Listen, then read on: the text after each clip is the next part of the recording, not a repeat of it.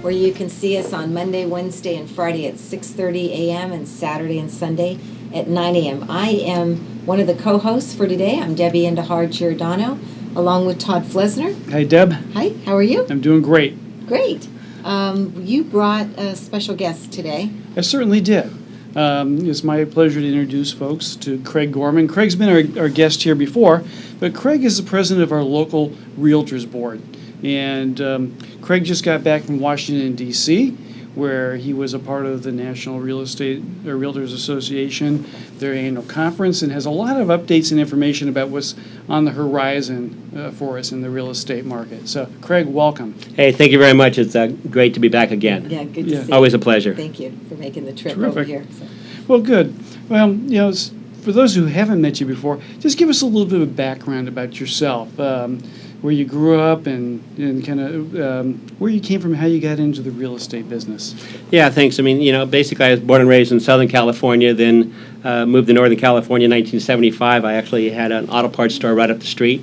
I remember you were in trucking or auto parts. Yeah, I was in trucking actually beforehand. Then I got into auto parts.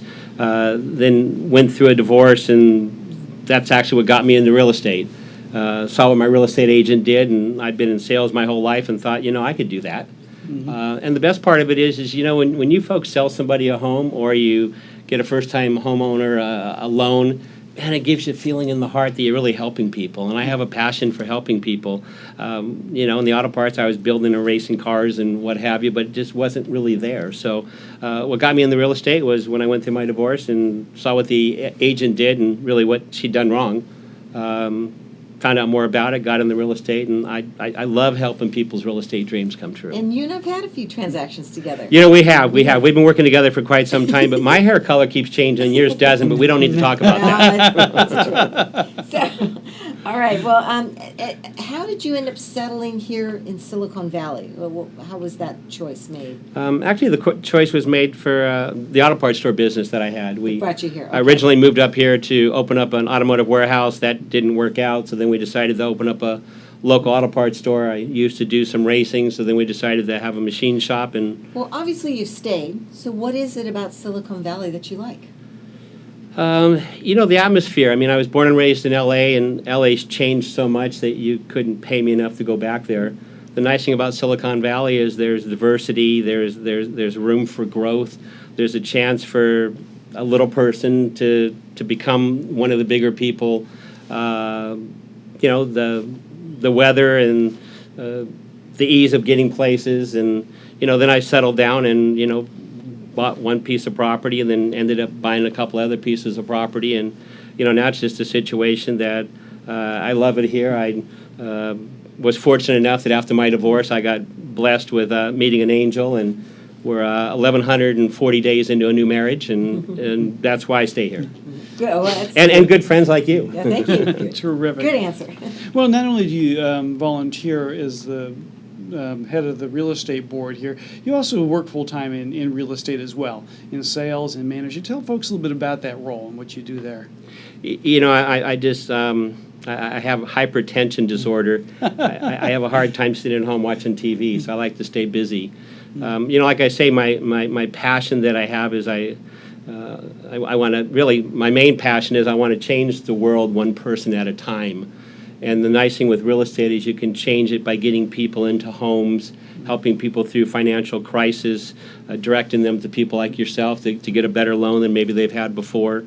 But you also manage and you mentor other real estate agents as well, I understand. Yes, and the main thing there is hey, a lot of us have been around for a lot of years. We've learned a lot. Mm-hmm. Might as well help others with it. So I actually co-manage with, I have a great manager, Kathy Jackson, that runs our office for Intero, and I co-manage with her, and actually love it. I love being able to have people come in with the most obscured questions and be able to get my thinker and solve the problem for them. So just love it. Let's talk about what you're doing today as the president of the real estate board. I've served on as local government relations chair and political action committee. So I have had quite a bit of involvement at the board level, and I really respect what you do as president. What led you into that role? How long have you been doing it, and What's that all about? You know, what really led me into it is I don't know how to say no.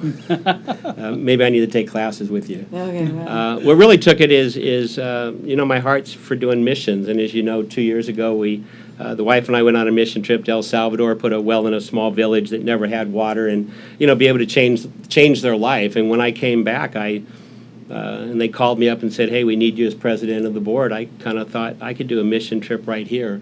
You know, there's a lot of Right. things that need to be changed Right. with the board. A lot of things need to be changed with local real estate. A lot of things need to be changed with national real estate. And by being president, I can get involved in that. So I've been doing it now for half a year. I mean, I know how many days I have left, but I don't know how many days I've been. You know, 192 days left, and then the new president will take over. It's been an awesome experience.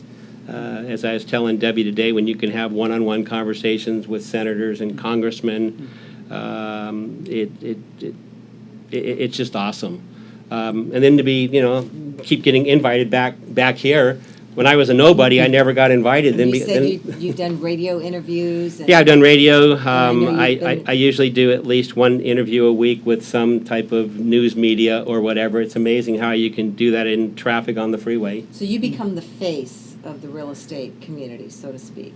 That Yeah, kind of. I guess they probably wish I had a prettier face, but you become the spokesman for it. And the nice thing, like I say, is it's a matter that, you know, real estate, as you know, it's not an easy industry, and, you know, neither's lending. I mean, there's more to it than just filling out a piece of paper or putting signs in someone's yard. So what I want to do is I want to bring the real estate and lending community to the people.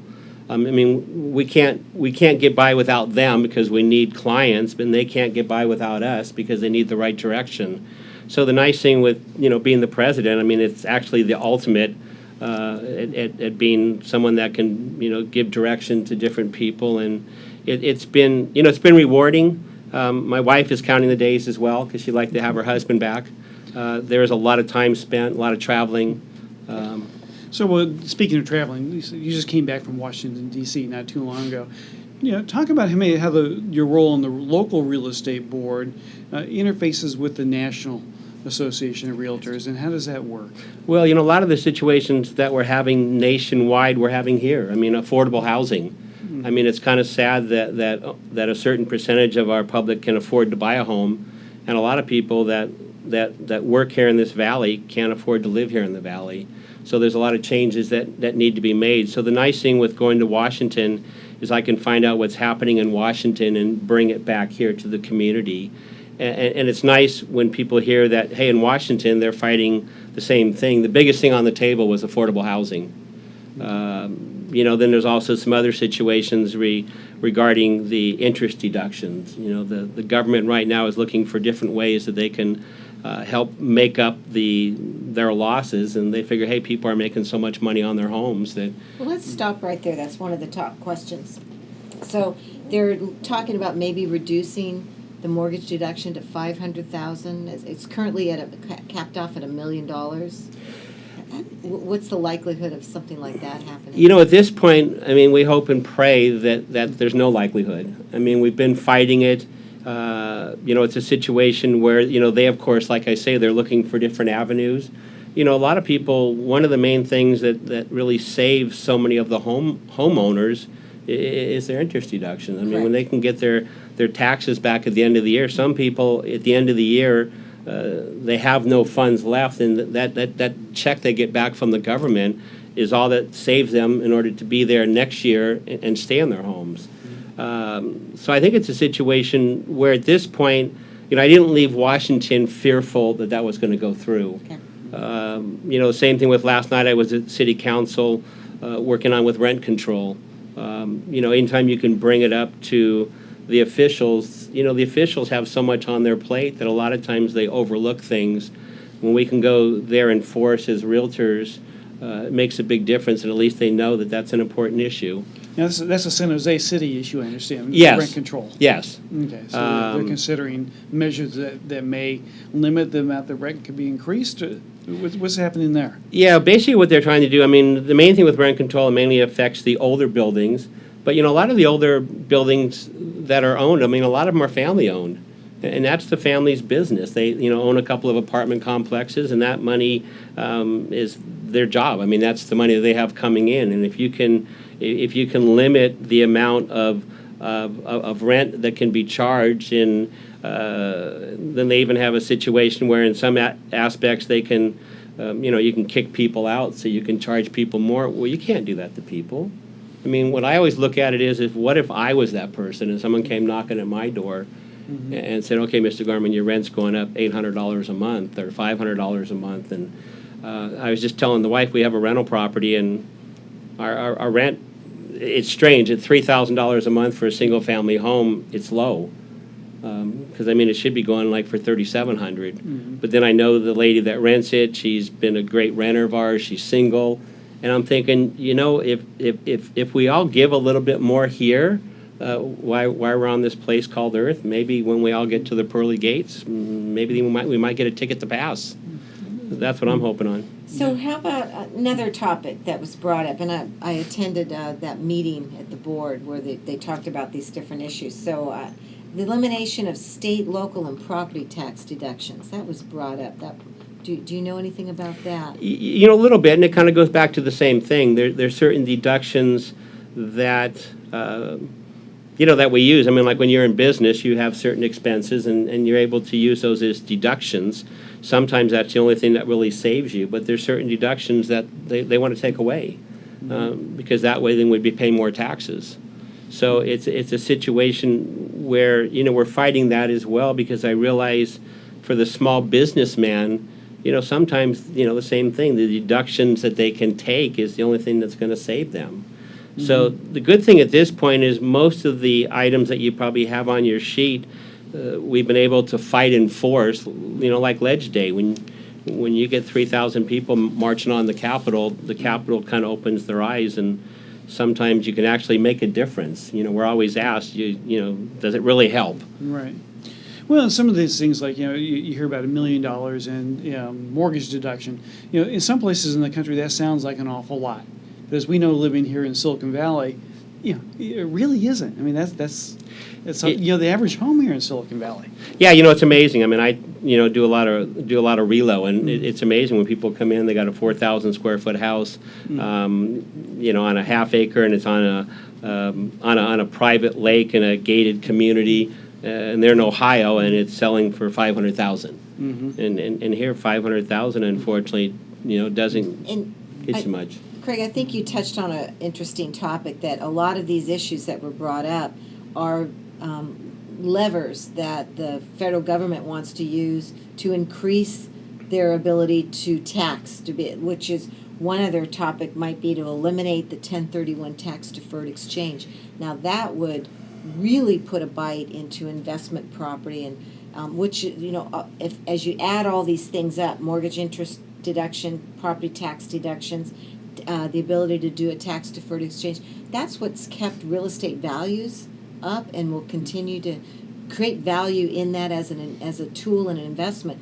So I appreciate everything you and the organization does in order to fight these different areas so that we can keep the value in real estate. Yes, well, and I agree with you, because unfortunately, if we can't keep the value, then people are going to go elsewhere. That's why some of the big businesses have moved out of California to go elsewhere. If you can run a huge factory for half the price someplace else, right, then unfortunately, even if you love the weather, love your neighbors, unfortunately, business-wise, you're kind of forced to make a move. And if investors couldn't swap one investment for another investment, then unfortunately they're just going to sell them and go elsewhere. We need the investors to keep everything floating. Right. Another of the topics on here is something known as TRID in the industry. Right. It's changes in the settlement practices, and that's your line of being a lender. Yes. Yeah, I think the only place as an agent where I can see it's going to make a difference is there's not going to be any more. Oh my God, we're closing tomorrow. I forgot to charge for a termite inspection, so I can call my title company and say, hey, make sure tomorrow when you that you add this. If that happens, if I'm correct, I think each time you do that, there's a 3-day. Correct. But for you, the lenders, unfortunately, I think it's going to affect you folks more and make your job even that much more difficult. And it's difficult enough as it is. Well, we've been through a lot of regulatory changes, and this is another of those that's coming here that the industry is going to have to adapt to. What started that? Does anybody know what began that? Well, it's a long process that began with the subprime era and changes in government regulation and oversight that have trickled into this. And so they're changing, in that subprime era, people would go in, they sign the paperwork, and maybe not be as clear on what that was, and there are a lot of last minute things, and fees would change, and the disclosure, quite frankly, wasn't what it should be.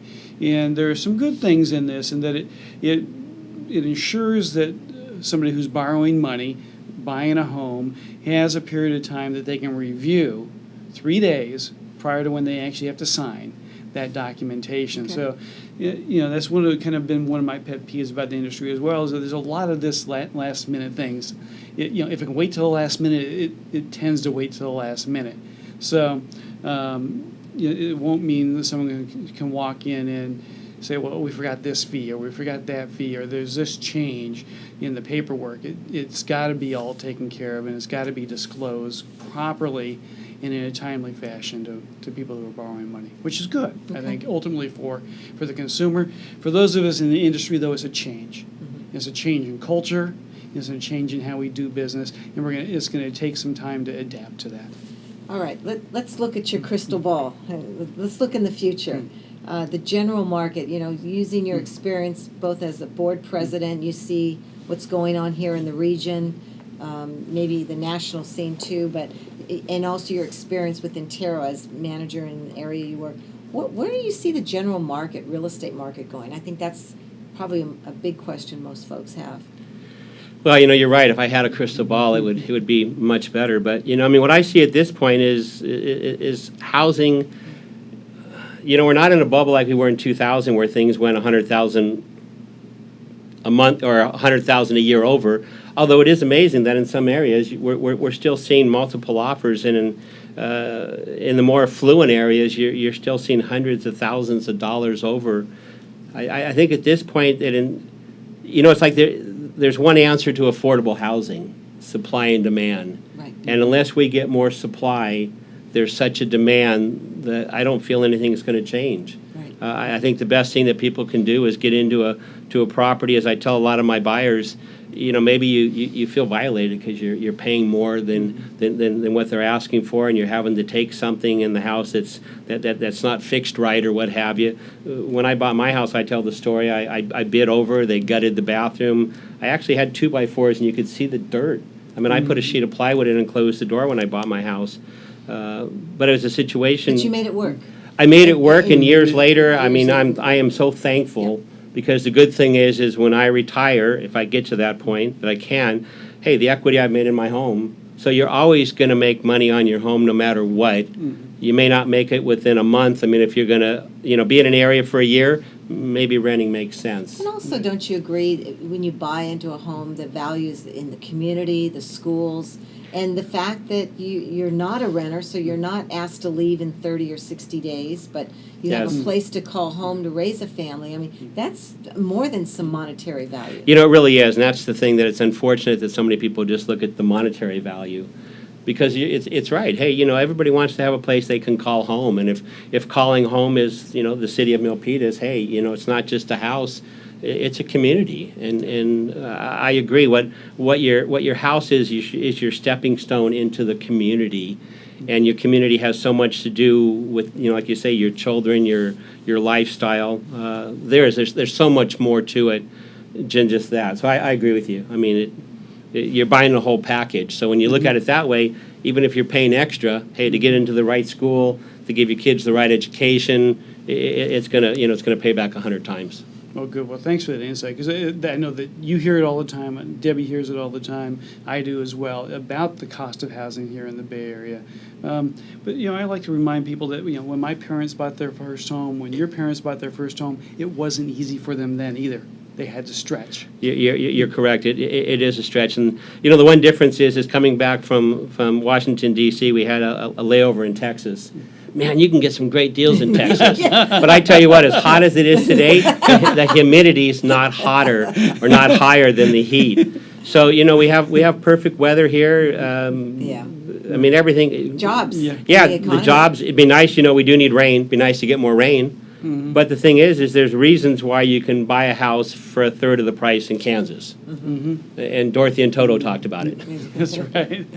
Oh, good. Well, Craig, thanks so much for coming and spending some time with us today.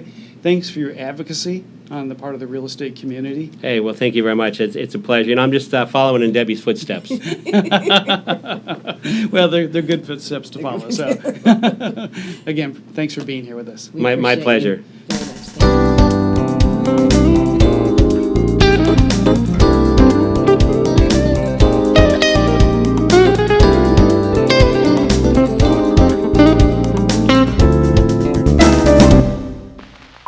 The following is a public service announcement test to determine if you need a fishing license and boat registration before you head out on the water.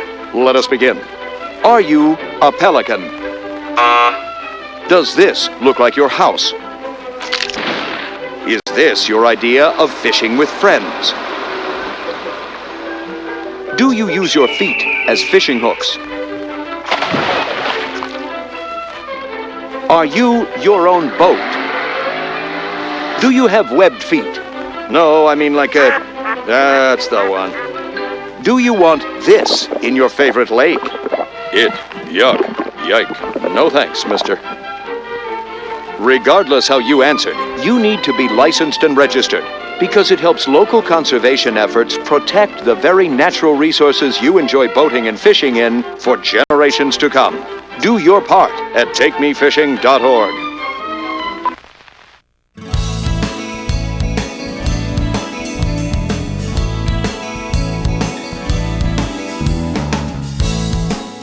Welcome back, everyone. You're watching Valley Homes on TV. I'm Debbie Giordano, along with Todd Flesner. We had a great interview with Craig Gorman, president of the Real Estate Board. Yeah, it's really an honor to be able to have him here, and again, the work that he does representing the real estate community, both locally and nationally, is outstanding. He's a good friend and a really good person. So, interest rates. I think there's been the buzz. I mean, are they going to raise rates? Here's an article: interest rates, Fed's lever on the economy. So obviously, it's an artificial rate that the federal government controls. Talk about that. Yeah, this was the Federal Reserve Board, which is not an actual government entity per se, but the Federal Reserve Board controls short-term interest rates, and that's the big question right now: is when might the Fed actually increase their rate? It's been effectively zero since about 2008, and they talk about the Fed having a lever on the economy. When the Fed raises interest rates, it will have the effect of slowing the economy down. Okay. And so the Fed has been very, very conscious at looking at a couple of key indicators of economic growth. They're looking at unemployment, which we're now down under 6%. So that's been a key indicator, trying to get under 6%. But inflation is another key indicator. They want to see that at least 2% or so. And inflation has remained low. Although there are some things about the inflation number that I see baked into it that probably lead to inflation rates going up. The inflation number is a 12-month rolling number.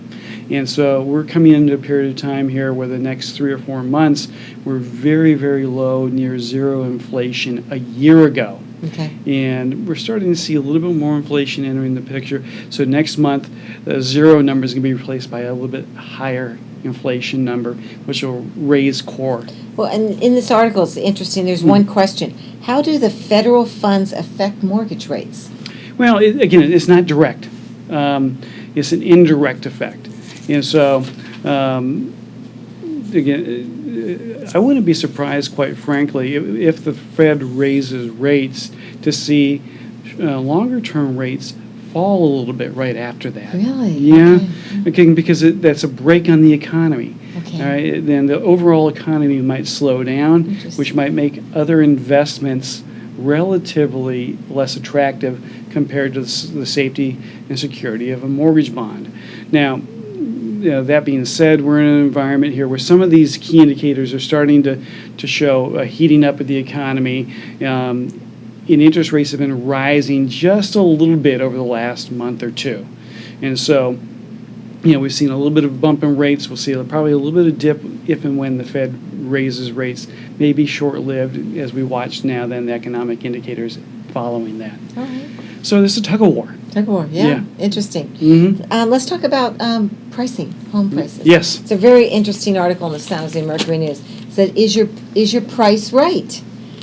So, higher prices scare away buyers. So, lower prices leave owners disappointed. So, the key is to price the property right within the terms of the time frame that your home is on the market. When homes are priced right, they tend to sell quicker, closer to the asking price. So, and of course, you would want to speak to your, experienced real estate agent on pricing that home. Absolutely.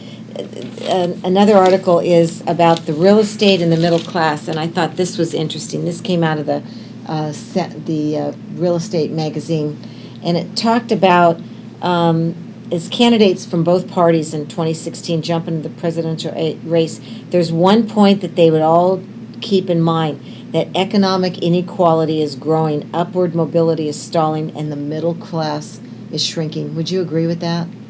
Well, I think that there's some real pressures there.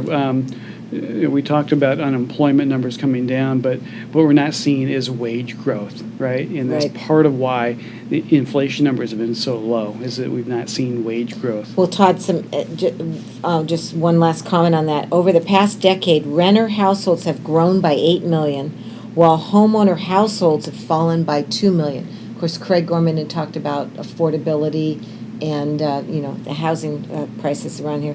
As a result, the country's home ownership rate has fallen to a 20-year low, and it now stands at 63.9%. I thought that was pretty interesting. So. Well, and a lot of people, were bruised and battered in the subprime fallout. That could affect- that lost homes. In that's that process. Correct. Okay. You want to hear about pricing? Yeah. What's the market doing here locally? Milpitas market is doing amazing. In May, let's look at May of 2014 and May of 2015. Single-family homes last year in May, the average price was $793,000, and the median price was $797,000. That's now jumped to last month in May, $921,000 for an average price and $912,000 for a median price. It's a big jump. Big jump. Condos. We're at not as quite a gap as the single family, but the average price was $571,000, median price $595,000, and that has shifted last month in 2015 to $632,000 for an average price and $623,000 for a median price. So just as we predicted, single family homes are on the move, and they're a great any home product right now is a great investment with the low interest rates and. Well, we talked with Craig about that a little bit earlier, the advantages of home ownership. One of the things that we didn't talk about with that is you lock in your housing price for the long term. Right. So you're not going to have a rent increase down the road. Good point. So, Good point. If you can manage the opportunity to look at buying a home, it's a great time to be able to own property here in Milpitas. Well, we are being flagged down. We are done for our June wrap-up. So hope to see you folks soon. We've got some good guests for July. We have a termite inspector coming in. We do. And some more great things here on Valley Homes on TV. We thank you very much for watching.